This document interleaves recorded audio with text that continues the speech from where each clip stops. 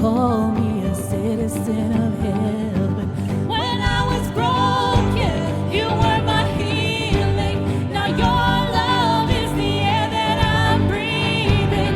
I have a future, my eyes were open. Was when you called my name. Lights and loud, I ran out of that grave, out of the darkness, into your glorious day. You called my name, and I ran out of that grave,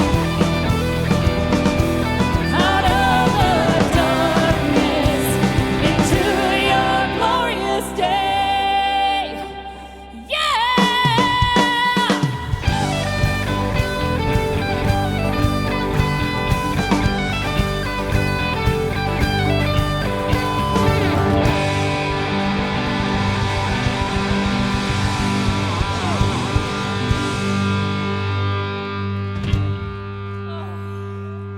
Good morning. Thank you for joining us. I'm going to reflect a little bit on that because that's kind of like life, right? We're just kind of going, jump out into the sun. It's a great day, it's a great day, it's a great day. We're going to go. So everybody's heard the phrase, when you fall off the horse, you've got to get right back on that horse, right? So when you fall off that horse and you fall and you fall and you fall and you fall and you get back up and you get back up, you get back up and you get back up and you fall again. In that moment, when you stop and reflect, when you are on the ground, you are laying there in total surrender and desperate for an answer because you don't know how to keep on that horse, how to stay on that horse. In that mindset, it's relative to pretty much everything we go through in life, all day, every day. And we forget sometimes that we need to stop and take a break. And so when we fall off the horse and we're laying on the ground, that's your moment to stop, surrender, and open up your heart and just wait for the answer. So in that mindset, I would like us to sing this song together.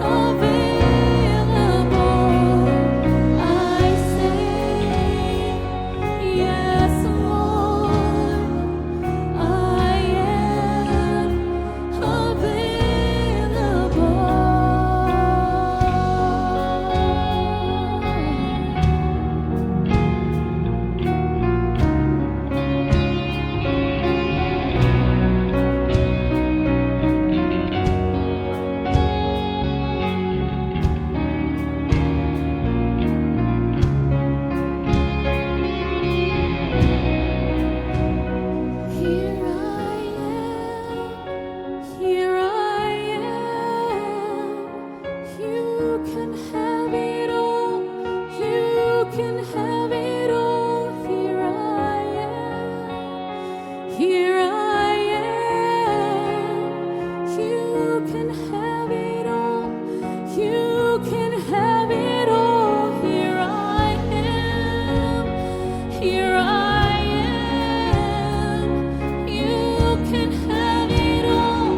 You can have it all. Here I am. Here I am. You can have it all. You can have it all. Here I am. Here I am. You can have it all. You can have it all. Here I am. Here I am. You can have it all. You can have it all.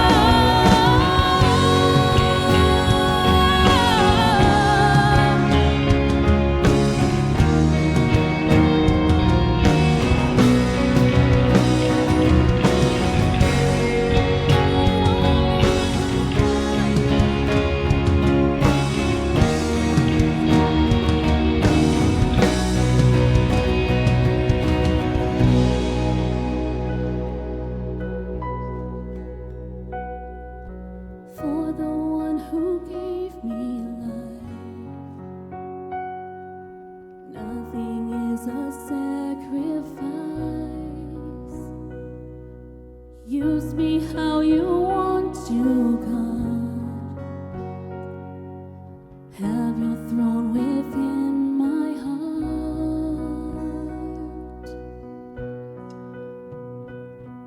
I hear you call. I am available. I say yes, Lord. I am available.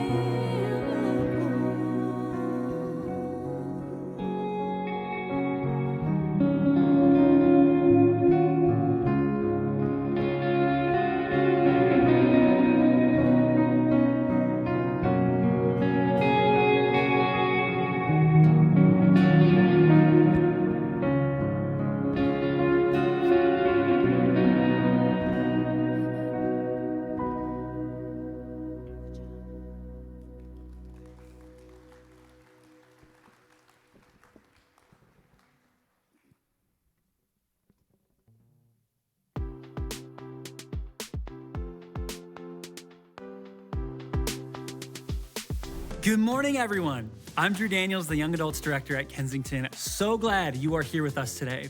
I am really pumped about this opportunity for all you young adults out there. Our annual Rise Retreat weekend is back. Rise is a weekend-long experience for any young adult hoping to explore their faith with other people. You don't have to belong to Kensington or have any faith background to participate, because this weekend is for anyone in any walk of life. During this weekend, you'll experience large group sessions equipped with teachings and a space to connect with God. There will also be time for smaller group discussions that have more focused conversation. And of course, everything Spring Hill Camps offers, all types of sports, dodgeball, zip lines, and rock walls, plus free time for you to enjoy being in nature and connecting with other people. It's November 10th through the 12th, so mark it on your calendars, or better yet, go to kensingtonchurch.org/rise to get more info and register.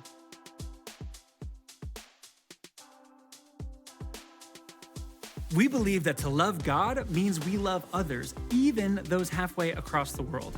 We've developed some awesome partnerships in churches and organizations in 9 different countries.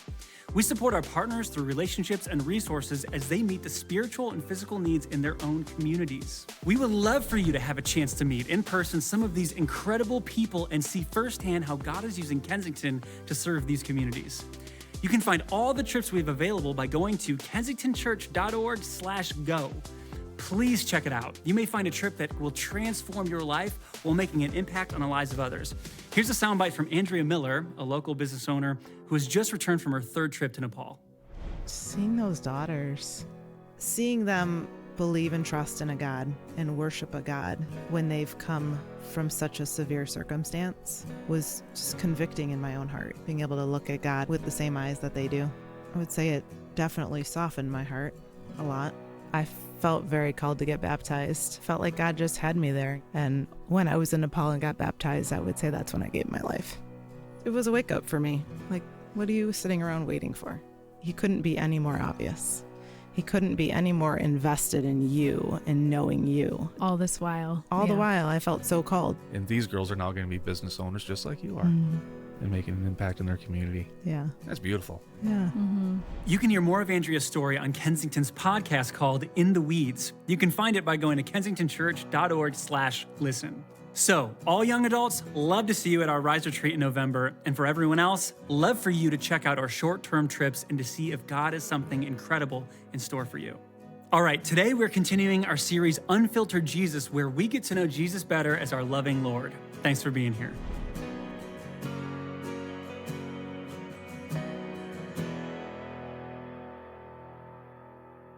Good morning. I am so honored to be a part of a community that does such powerful work in the world. I love hearing about what God is doing through our global partners all across Kensington, all over the world, and it's such a gift to be partnering with them in the work that God is doing there. And so I also just want to name that today we have some exciting events coming up, and my name, if I didn't say it already, is Betty Dickinson. I serve on the teaching team here. We're continuing in our series, Unfiltered Jesus, and we are honored to have Craig Mays with us here. He is the executive director at Kensington, and so we cannot wait to dive into today's message. But as I said, we have a couple important events that I wanted to make you aware of. First is that tomorrow is Indigenous Peoples Day. It's a day where we celebrate the history, traditions, and cultures of Indigenous peoples. And we actually have a pretty significant Native population up here in northern Michigan.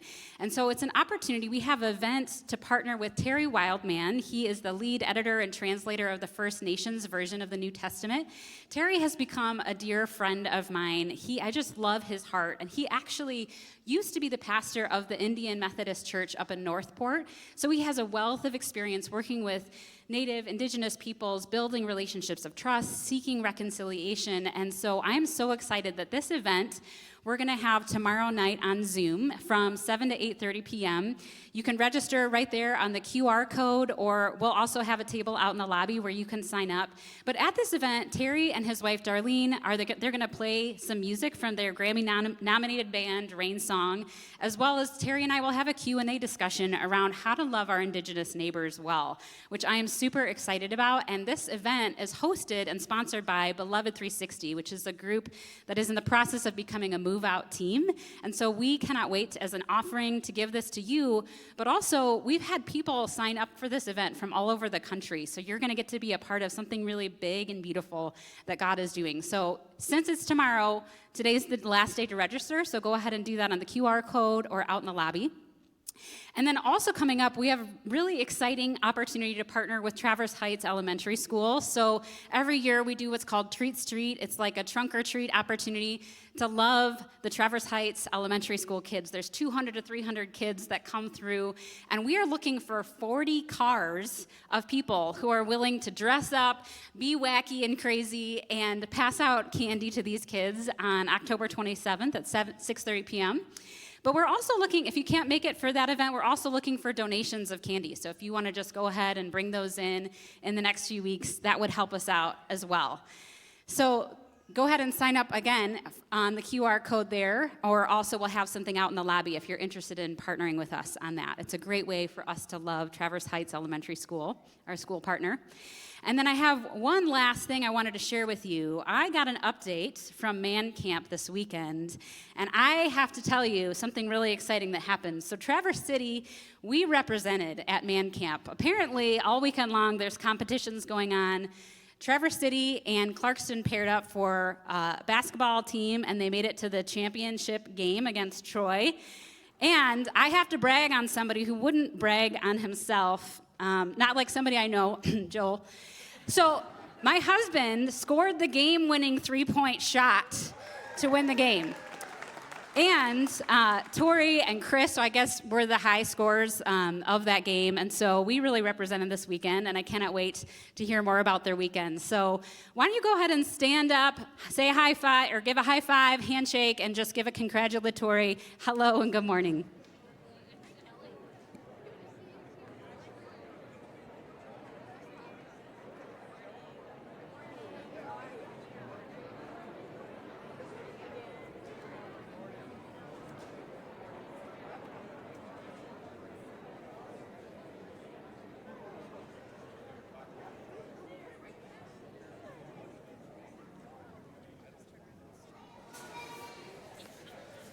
Well, good morning, everyone.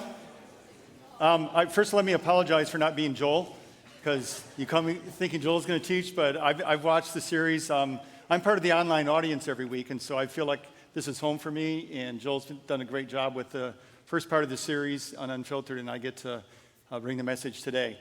I was at the retreat until yesterday afternoon, and when I compete with the Clinton Township campus, and if I'd been there, we would have won the basketball. It's absolutely no question. I would have blocked his shot. I would have, it would have happened for sure. But and it was great to have a Traverse City contingent. And actually, Brian led worship Friday night and Saturday evening. And we also had, I think, Daryl on bass guitar. So it was great to have band members that I see on the stage here when I tune in every week as part of the group there and helping to lead our guys in worship. So it was a fantastic time. Well, as you've already heard, and if you've been coming, you know we're in this series called Unfiltered Jesus. I read a book a few years ago called Unvarnished Jesus, and it's the same idea that over time, things get become obscure. Like, think about if you like to antique and you go find this piece of old furniture, like a dresser, and it's been painted so many times. It's got ugly green, and some of the old blue from before is showing through. But you recognize that there's something more that you can't see, and so you take it home, and what do? You take tender, loving care, you sand it, and you go down to what's actually underneath all of that, and you discover this beautiful piece of oak wood that you now get to restore.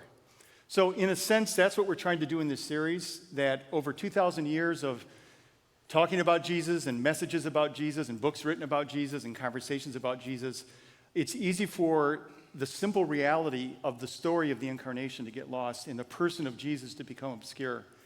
And so we've been kind of taking some weeks now.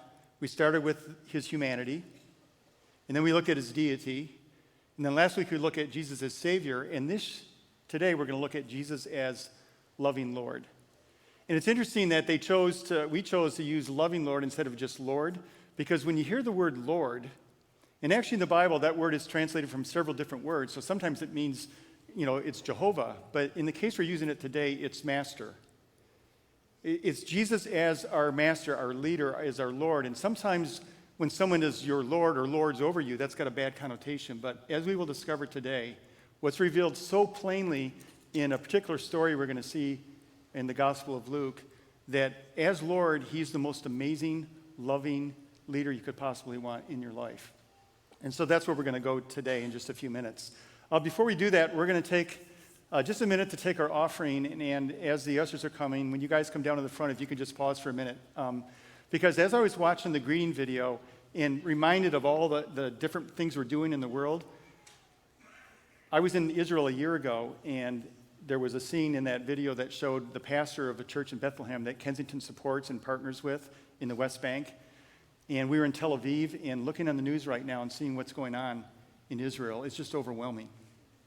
So I thought maybe we would take a moment to pray, but also to celebrate the fact that we have someone on the ground there who is a man of peace, who's going to do whatever is in his power to be a man of peace there. He's Palestinian Christian, serving in Bethlehem, and he's part of Kensington and what we do here. So when we ask for your money, when we pass the plate online, when you give, when you see on the screen in a few moments all the ways you can give, we're not doing that for selfish reasons. We're doing that because we have an ability through our generosity, through what we give, to make an impact in the world. And, from all the way from Israel to our man camp that's going on right now. At this very moment, they're having the last session. And last year, I had a chance to be with a man at the camp who was a scientist. He's got 2 PhDs. He's so freaking smart. And he had all of his reasons why he couldn't believe in God. And he gave his life to Jesus the Sunday of the final session at the retreat. And I saw him on yesterday afternoon and caught up with him. He's been baptized. He's following Jesus. This is what we get to do and see together, whether it's an hour away at Spring Hill Camp or it's on the other side of the world at Israel. So thank you for your generosity. So let me just pray. God, I pray for peace in Israel. Just the violence, that begets more violence, that there would be an end to it. And those that are in your land right now, are in Israel right now, with all the anxiety that they must feel, help them to be men and women of peace, to speak a word of peace, to be peaceful with their neighbors, to do all they can in their power to make known who you are, an amazing God of love. And I thank you for those that will give now, here and online, for investing in this work of your kingdom as it grows in the world. We pray this in your name. Amen. So, as the plate is being passed, there's a screen up there that tells you all the ways that you can give. It's funny, I think I heard that over 80% of Kensington congregation now gives digitally. So when the plate goes by and you don't put anything in, we know that's because you already gave like $300,000 online this week. So, and there's never any embarrassment for passing the plate in any circumstances. But again, thank you. You can text it, you can go to our website, you can use the app, and all the different ways to give. So we appreciate that. So when I was here, I don't know if it was the last time I taught here, I may have shared some that I'm going to share today, but I feel okay about that because if I asked you what I taught on, none of you could tell me, because that's just the way it is. But some things are worth repeating, and so I want to start actually with a little experiment. And I realize this is going to be hard to do if the plate is still going on, so I'm going to kill time. Maybe I'll try some of my stand-up comedy right now. Would that work? No, that's the only laugh I would get. Is that one right there? So I want you to think about how we think. Maybe that's a strange question. How do we think? If I were to ask you a question, what's actually going on in your brain when you're trying to come up with the answer? Well, I'm going to do a little experiment with you that will illustrate the primary way we think, and it's not what we think in terms of how we think. So you're going to close your eyes, and I'm going to ask you to picture something with your eyes closed. This only works with your eyes closed. So I want you to picture right now your living room in your house or apartment. I want you to picture what you see. Think about what you see in there. Where's the television? Is there a coffee table? Sofa? What's hanging on the wall? Where is there a clock? Candles? Family pictures? A recliner? Is it carpet or is it a wood floor?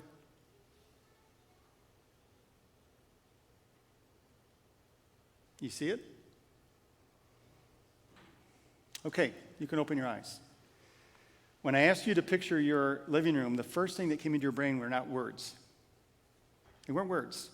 Sofa, recliner, picture, clock. You actually saw it. That's your imagination. Pictures came first, and the words were attached to it. So I just want to suggest that the primary way that we think about things are not in words, they're in pictures. God designed us that way. It's our imagination. We can see things through our mind's eye, so to speak. So now, if I were to ask you to close your eyes one more time, and now I want you to picture God. Who is he? What is he like? What's his nature?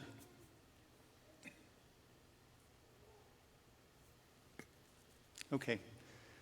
I wonder what came to your mind. I bet if we were to all grab a mic and share with each other, we'd have very different things that came to mind. Lots of similarity, but some differences as well.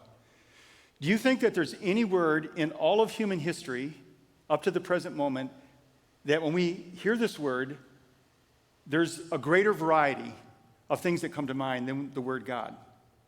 Who is God? Think about all the different religions. And then within Christianity, think about all the different divisions, denominations. Catholic and Protestant, Orthodox, and within the Protestant church, there's 30,000 denominations, and we all have these different ideas. Even within Christianity, the same Bible, but when we talk about God, we have very different ideas of who God is. And so even anything I say today about God is probably not going to be 100% accurate, because it's a lifelong journey of trying to understand God. But the really good news is that God decided to make it abundantly clear so we couldn't miss it. We still miss it. But he did something extraordinary that's the very heart, and I would say it's the distinguishing factor or difference of Christianity, to make it absolutely clear who he is so we couldn't miss it.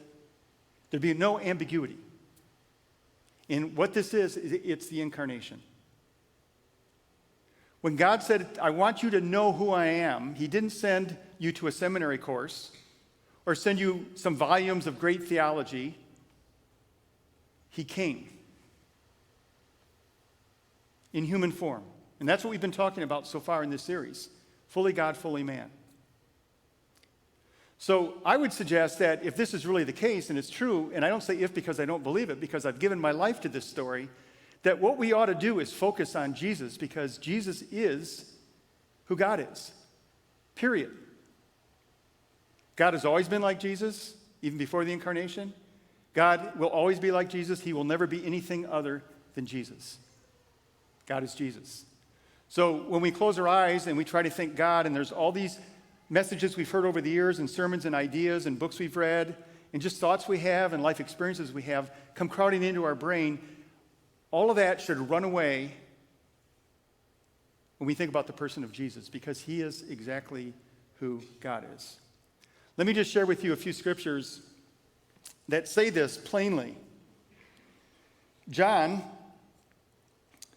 the apostle who spent 3 years walking with Jesus and learning from Jesus, one of his disciples, one of his students, said this: "Anyone who has seen me has seen the Father." Boy, you couldn't be more plain than that. Philip had said to Jesus, "Show us the Father and that'll be enough." And this is how Jesus responded: "You've been with me this long and you don't know? When you've seen me, you've seen the Father."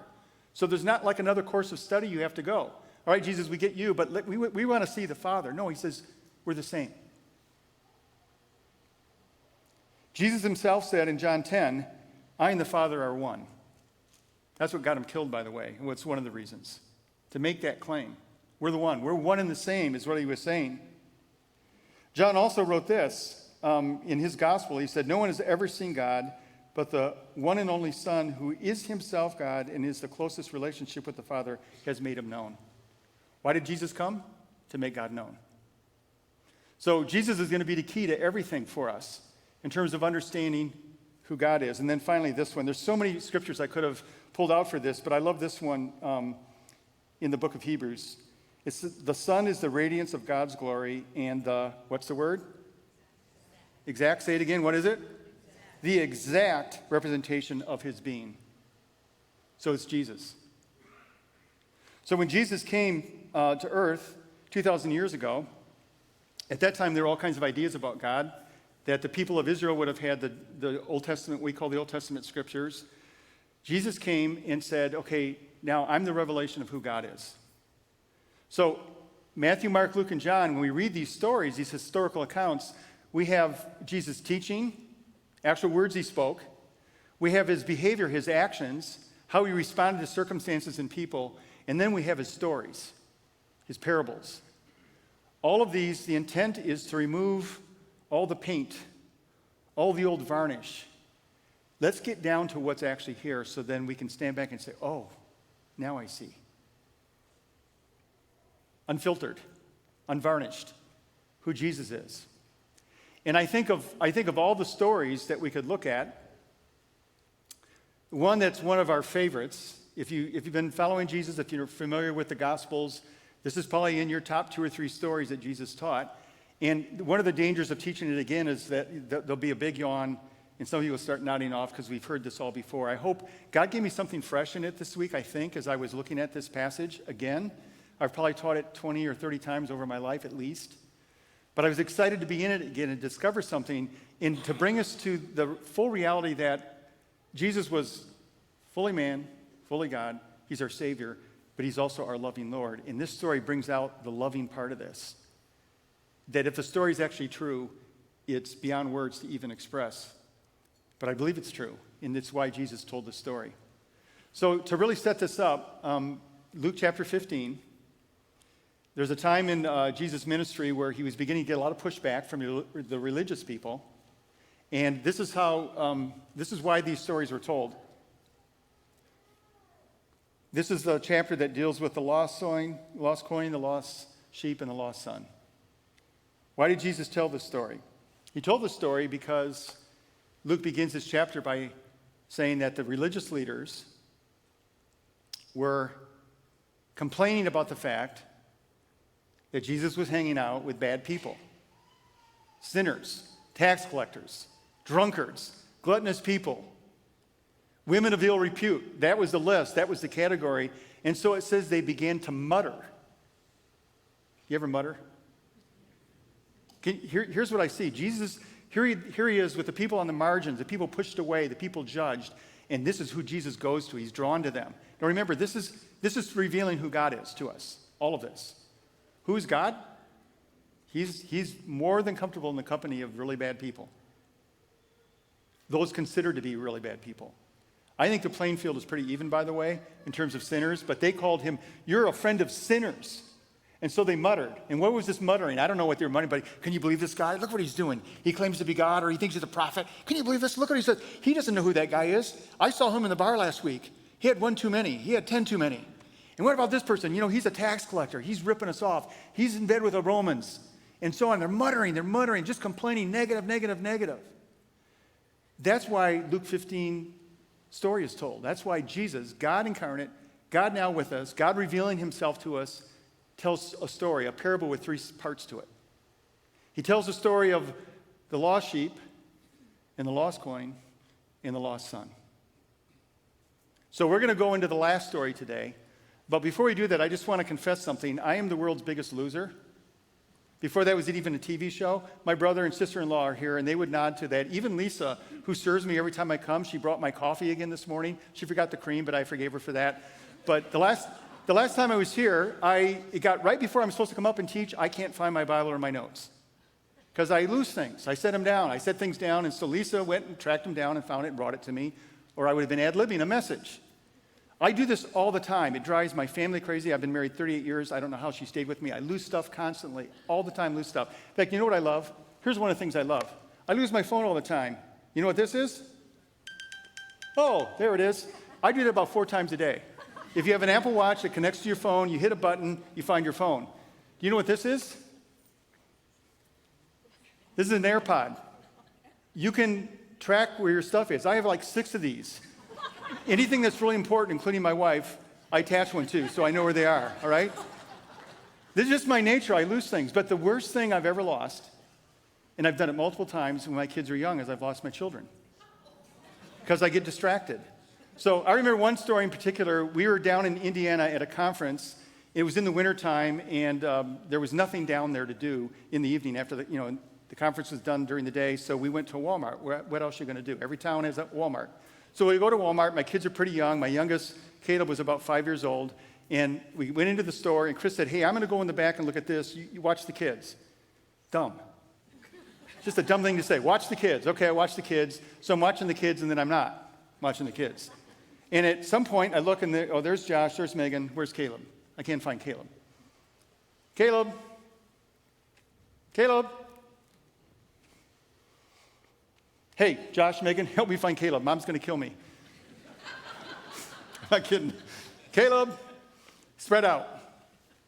After about 2 or 3 minutes, we're not finding him. It's not a funny story. I felt so panicky. Where is he? And we were right near the front of the store, so the biggest fear is someone grabbed him, he's outside, and he's getting put in a car. So I literally ran out the door and started yelling, and I'm running up and down the aisles, and I'm looking for any car leaving. And I'm just holding back the tears. I am in such an intense fear and anxiety that I even now I can feel it. Someone's got my little boy, and I'll never see him again. And I didn't see anything in the parking lot, so I run back in the store, and now I'm going to have to get someone to make an announcement, and I don't know what's going to happen. I'm in such a panic mode. And right up near the store, there's one of those circle racks with all the dresses and clothes on it. And all of a sudden, his little blonde head pops out. Ha, ha, ha. Now, I want to tell you, 2 things happened to me emotionally. The first thing is, I ran and grabbed him and pulled him out and hugged him. I just hugged him. I just held on to him for about 20 seconds. And then I said, "I'm going to murder you."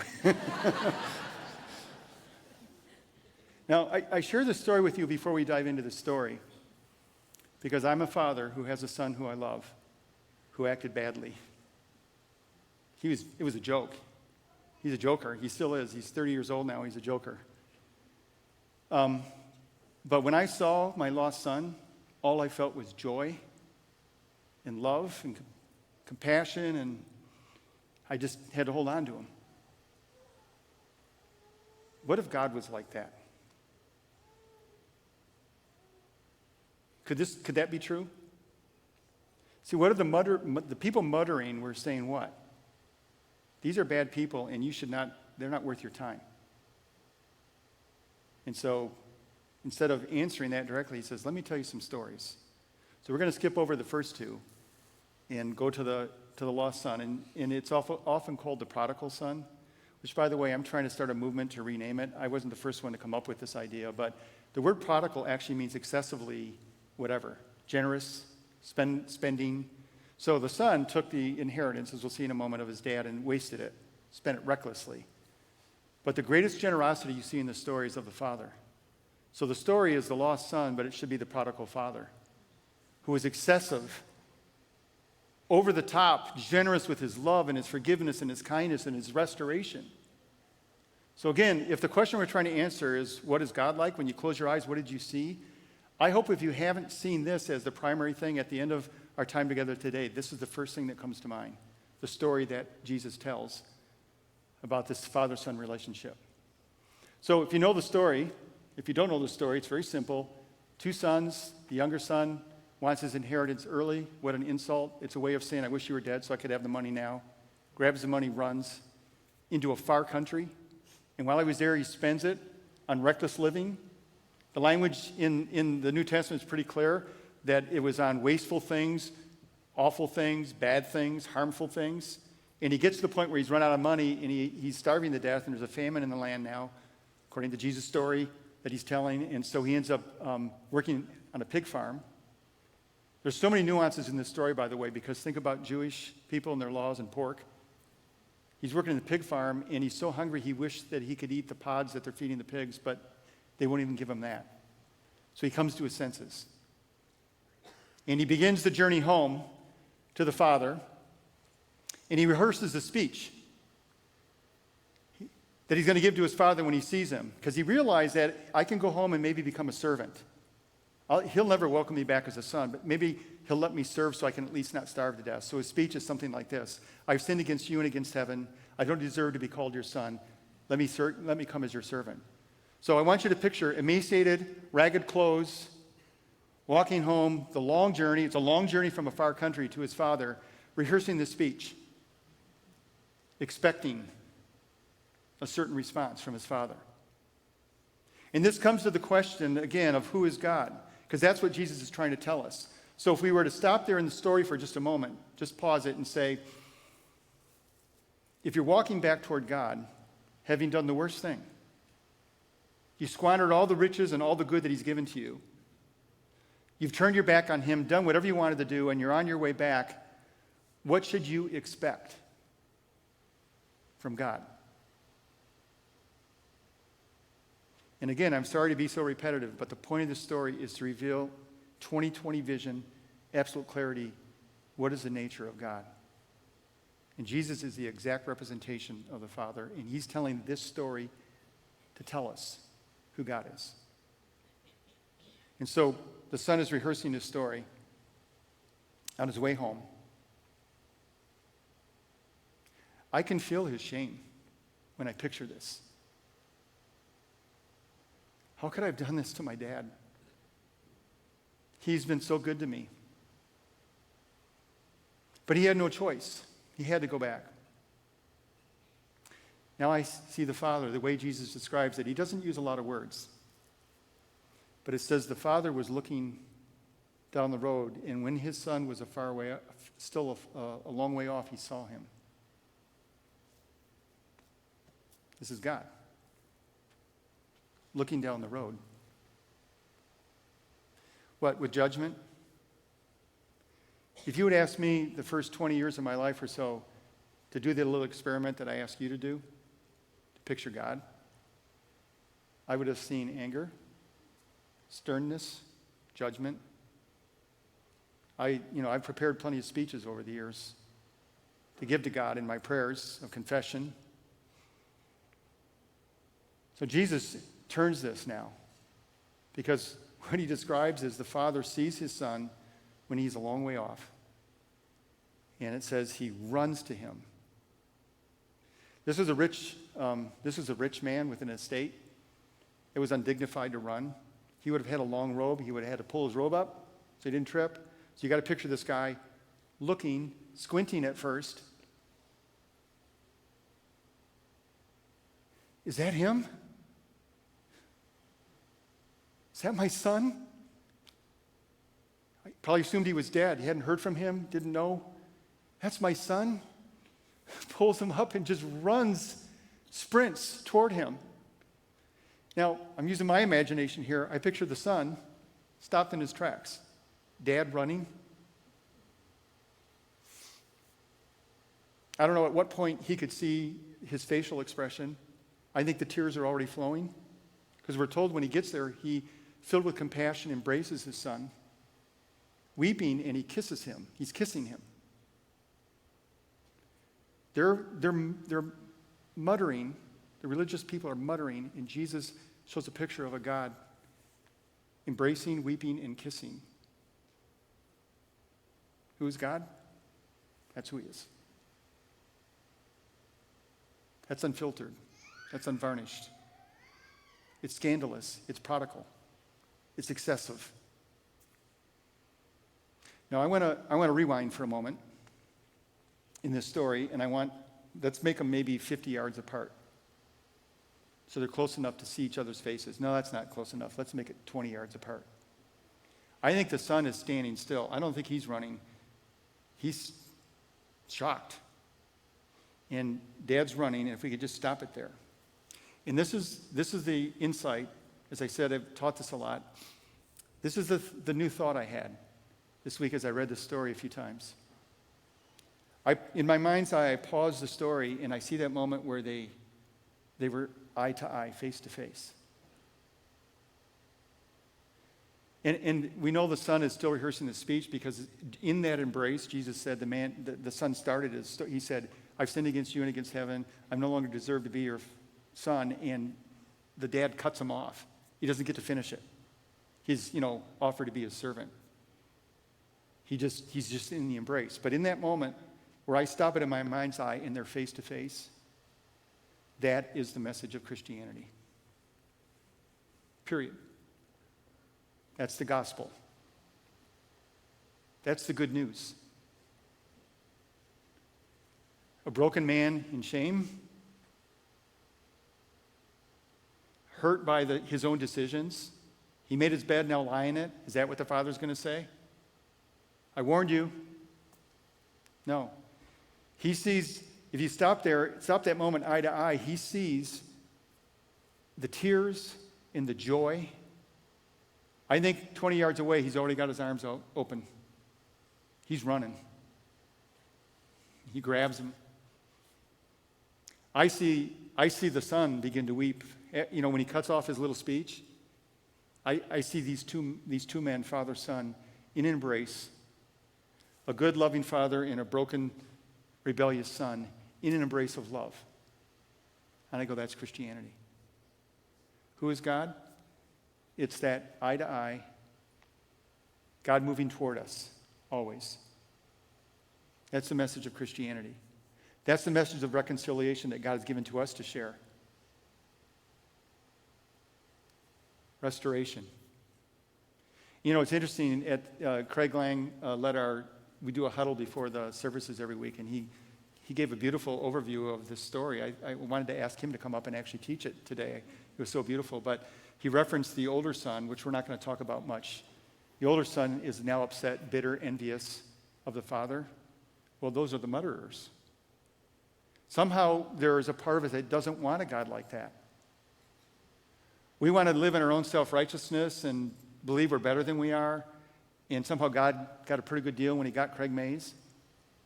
And then the broken people, well, I can look down on them and I can mutter, Jesus, you shouldn't be, no.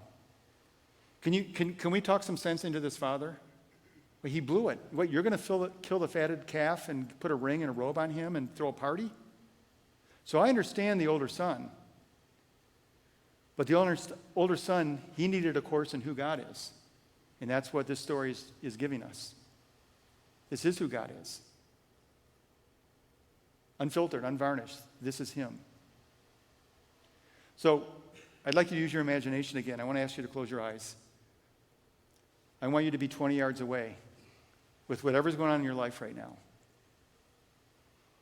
There's not one person in here who doesn't have something going on in your life that you wish wasn't going on, including me.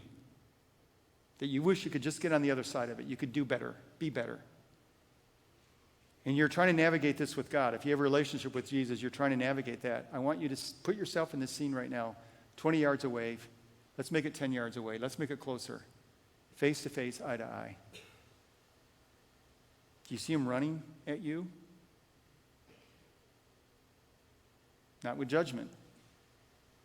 Running at you because he deeply, deeply, deeply loves you. And your behavior hasn't changed that. Because if he's going to be our loving Lord, so let's talk about the Lord part. A Lord is someone that you submit to. He's Lord of my life. We sang a song about that already. We're going to sing a song coming out of this message that is really a prayer. That we're going to make more room for him in our lives. There's one of my favorite, I'm just going to tell the support team that I'm skipping over some things, looking at the time clock here. But there's one of my favorite quotes. It's from a man named Dr. Kurt Thompson. He's a Christian psychiatrist, works in D.C. I wish he could help our politicians a little bit more than he is. But that's another story. But he's written a book called The Soul of Shame. And in this book, he says this, and you'll see it up on the screen. We are all born into the world looking for someone looking for us. And we remain in this mode of searching for the rest of our lives. In our brokenness, born into this broken world, in our own brokenness, as we grow up, we are looking for someone looking for us. What does that mean? Have you ever been in a situation where you're lost, you're lonely, you're broken, and you go off and sit by yourself in your agony and your pain and your whatever it is, and you just wish that you would hear footsteps of someone coming for you, to be with you, to affirm you, to love you, to be alongside of you. Children are born, clearly they're looking for someone looking for them because you see that in their interaction with their parents as they grow. Hey mom, hey dad, look what I'm doing. Wow, that's fantastic. You are actually, doing something simple, but it's like big. And they want that affirmation. They want to be noticed. They want to be seen. That's us. We never outgrow that. What is this story about? It's a God who is standing by the side of the road, maybe sitting on his front porch, but he's looking down the road for his son. There's not a moment where God is not looking for me or you. He is always looking for us. So what does this have to do with Lord now? Well, if I experience that, not just as an idea or a concept or a story in the Bible, but if I experience again and again the embrace of a loving Father who welcomes me back no matter what, he's not muttering, he's rejoicing. That has impact. Like, wouldn't I want to say to him, what do you want me to do? I think, we don't know how the story goes. Well, it's a made-up story. It's just a parable. But can we imagine that after the party was over and he tried to help his older son, that the younger son probably still felt like, I need to be your servant. Like, don't restore me. And he said, nonsense, you're in. And I like to think about decades of relationship that were defined by this kind of love now. The son was still in submission to his father, but it wasn't like the father's, putting a thumb to him. That's not what it means to say Jesus is Lord of my life. It means I belong to you. I'm living in your love, the experience of your love. What do you want me to do? At the end of the Sermon on the Mount, Jesus ends with a story, but he prefaces the story with a statement. It's a question, actually. So let's entertain this question in our final moments here. He says, why do you call me Lord? Is Jesus now talking to his disciples. Why do you call me Lord and don't do what I say? Anyone in here besides me that calls Jesus Lord and then doesn't do what he says? All right? Got a few honest people? Actually, it's all of us, right? We know that. So let's ask, I'm going to let Jesus ask me that right now. Craig, why do you call me Lord and then you don't do what I say? And there's probably multiple answers to that question, but this story tells me one very important one. I I think part of it is I haven't experienced the extraordinary love that you have for me that makes me want to say, you want me to jump? How high? You want me to go? How far? You want me to stop? Right now. Why? Because I'm afraid of God? Because of guilt and shame? No, because I'm responding to the prodigal father. The excessive love of the Father begins more and more to define my life. So the far country starts to lose its appeal. You know, the son thought he was missing out. Home with dad, it's boring. Yeah, we got lots of money, we have everything. But there's something out there, and he goes on this adventure far away from the Father. He comes back to this amazing welcome of love and forgiveness and mercy and joy. And I got to believe that the far country didn't look quite as interesting anymore. And I think that's what our faith journey is. It's pressing into the reality of who Jesus is and what he revealed about God and beginning to live in that. And if you are in a far country right now, God's looking down the road. Start the journey back toward him, and he'll run to you. And then you know what? A year from now or a week from now, you might wander toward the far country again. In some respects, we can't help ourselves in our brokenness, but the journey of faith is one that when we turn, he doesn't have to turn toward us because he's already looking. We're the ones that turned away. So what is the message of Christianity? God came to reveal with all clarity, 100% clarity, who he was. We see it in the person of Jesus and who he is as a God who never gives up on us, never rejects us, never turns away. He's always looking down the road for us to turn toward him, and when we do, he runs to us. And we go, let's start again. And again, what my hope is in this journey is that the far country, again, loses its appeal. And we live more and more with Jesus as Lord. Because that's the extraordinary life that he's mapped out for us. That's why we fix our eyes on Jesus, the author and perfecter of our faith.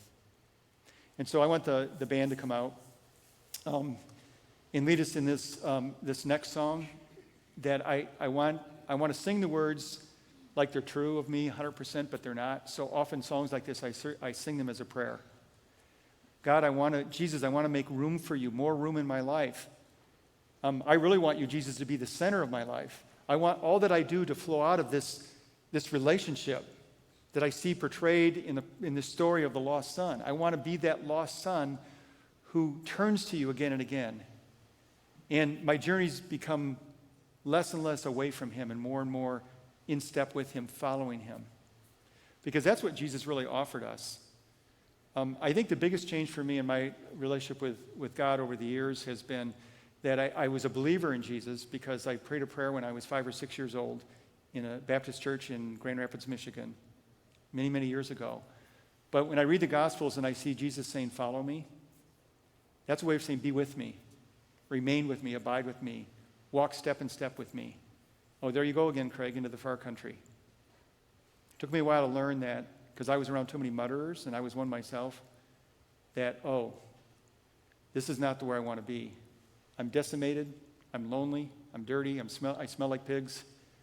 I want to go home, and to learn that when I make that turn, here's God sprinting, smile on his face, tears rolling down his cheeks, arms open wide, saying, I never stopped loving you, but you didn't know it because you were in a far country, but you're back. Let's have a party. And so, Lord, I just pray that, Jesus, you would, thank you, first of all, for this story. It's so beautiful and compelling, almost too good to be true. And I ask that you would just, beyond my words, beyond these words, just seal it to our hearts today. Even in this beautiful worship that we will do now, that you will draw us to yourself, down that road, if we need to go down that road, if we're in a far country now, toward you. And that we would live with the reality that you are our loving Lord. We pray this in your name. Amen.